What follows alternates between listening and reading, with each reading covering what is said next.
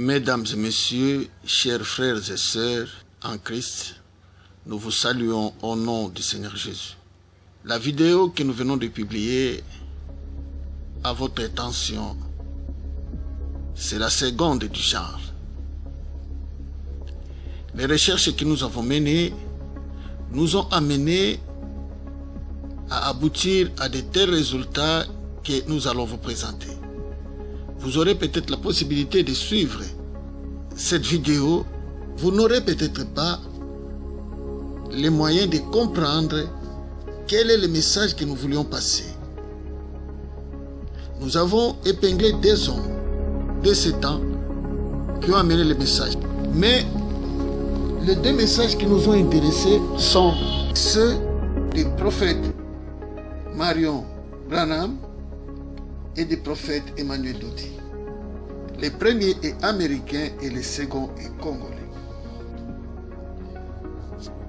Le prophète William Marion Branham nous a amené un message du temps de la fin.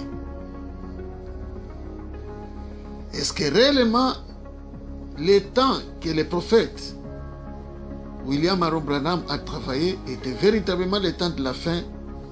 Dans nos recherches, nous avons constaté que non. Eu égard à la parole, à l'esprit et au temps, à travers aussi ses propres prophéties, parmi lesquelles la fin du monde interviendrait vers 2000. Nos recherches nous révèlent que le temps n'était pas le temps prophétique, mais c'était le temps apostolique. Or, lorsque Dieu travaille avec un homme, tous les autres doivent écouter ce dernier. Étant donné que c'était le temps apostolique, il était quasiment impossible qu'il s'élève un autre prophète qui amène un message pour contredire le travail qui était fait par les apôtres. Et donc, si le prophète Branham, qui venait pour sceller les temps, il était le prophète mineur, sous l'autorité apostolique. Et dès l'an 2000, est paru un homme, et que vous êtes en train de découvrir, qui est congolais, votre frère, à la personne du prophète Emmanuel Dodi. Lui nous amène le message de la vérité qui est la bonne nouvelle de paix. Et dans un message, il nous révèle des choses grandioses, dont la différence entre la fin du temps et le temps de la fin. Et dans nos recherches, eu égard à cette révélation, c'est là où nous avons constaté que le prophète William Marion Branham avait commis une grosse erreur, amenant ceux qui ont cru à lui à une déchéance, si pas à une perdition. La fin du temps, c'était la fin du temps apostolique pour que les prophètes commencent le travail. La fin du monde, les temps de la fin sont des notions qui doivent être bien enseignées pour préparer l'Église à l'ascension, ce qu'on appelle communément enlèvement. Premier point. En soi, ça ne devrait pas être un message du temps de la fin, un message de la fin du temps. Quel temps? Le temps apostolique. Pour vous éclairer, c'est que le temps apostolique a touché sa fin vers 98 et manifeste véritablement vers l'an 2000. Et le dernier pape, selon Dieu, en auteur, c'était le pape Jean-Paul II, qui a scellé les sorts du fondement apostolique pour que les prophètes commencent le travail. Avant cela, la fin du monde ou la fin du temps ne pouvait pas intervenir. Celui qui doit proclamer le mystère de la fin du temps, c'est le prophète Emmanuel Dodi, qui est en service pendant ce temps avec le message de la vérité, la bonne nouvelle de paix, pendant 1000 ans. Alléluia. C'est ce message qui doit primer pour amener l'humanité à la vie éternelle et vivre la véritable résurrection avec gloire et aller au millénium régner avec Christ dans sa gloire. Nous avons épinglé les signes pour différencier les deux hommes par rapport au service qu'ils ont fait. C'est là où nous avons touché certaines choses. Lorsque nous prenons les messages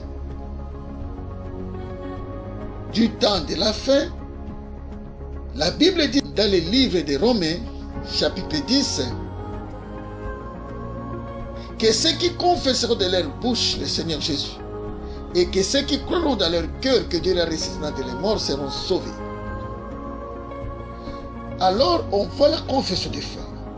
Lorsqu'on a fait des recherches pour trouver où est la confession de foi, dans les messages du temps de la fin, le prophète Marion Branham n'a pas amené une confession de foi. Alors que la Bible dit dans Marc 16, ceux qui croiront et ceux qui se feront baptiser seront sauvés. C'est la croyance qui commence. Et ces paroles sont restées cachées. Il fallait que les prophètes les révèlent ce qui n'a pas été fait. Mais lorsque le prophète Emmanuel Dodi vient, il révèle les 3 paroles de confession de foi. En prenant la Trinité, il a donné les 3 confessions. La première confession de foi de Jésus, la deuxième confession de foi de Christ et la troisième confession de foi de Jésus-Christ. C'est que Marion William Branham n'a pas fait. Il a révélé les mystères du baptême. Il a révélé l'étendard prophétique de ces temps. Non plus il n'a pas rejeté la croix, parce que la Bible dit que la prédication de la croix c'est une folie pour ceux qui se perdent, mais une puissance pour ceux qui sont sauvés. L'apôtre avait le rôle de rassembler, et les prophètes lorsqu'il vient unifier. Et les signes prophétiques doivent se distinguer de ceux des apôtres. Tandis que le prophète William Marion Branham a travaillé avec la croix catholique. Mais le prophète Emmanuel Dodi travaille avec la croix croisée. Loin de nous de toucher qui que ce soit dans son fort intérieur par rapport à ses convictions. Mais la vérité est que sans le message de la vérité, la bonne nouvelle de paix, que le message du salut, du vrai salut, il est pratiquement impossible aux humains de ressusciter avec gloire, de revenir à la vie avec gloire et d'accéder à la vie éternelle, telle que le prévoit les Saintes Écritures, par Dieu le Père, qui a tout fait pour que l'homme qu'il a créé à son image et à sa ressemblance soit racheté et sauvé. Pour toute autre considération ou éclaircissement, vous nous contactez dans les numéros affichés. Nous allons partager. Et que vous découvrez cet homme qui est déjà là. Pour vous, Congolais, qui ne croyez même plus à votre existence, votre frère a reçu cette grâce. Et le Congo, votre pays, pendant ces 1000 ans, même si ce pays fait partie des pays les plus pauvres, en réalité, la Bible dit que vous paraissez pauvres, mais en réalité, vous êtes riches. Vous paraissez faibles, mais en vérité, vous êtes forts et puissants. Voilà les moments favorables. Voilà les jours du salut. Contactez-nous pour que vous ayez une autre vision par rapport à votre propre vie, par rapport à votre foi et par rapport à votre pays et à vos convictions. Laisse que le Seigneur Jésus, alléluia, notre Seigneur et Sauveur, notre recours et notre refuge vous soit favorable. Amen.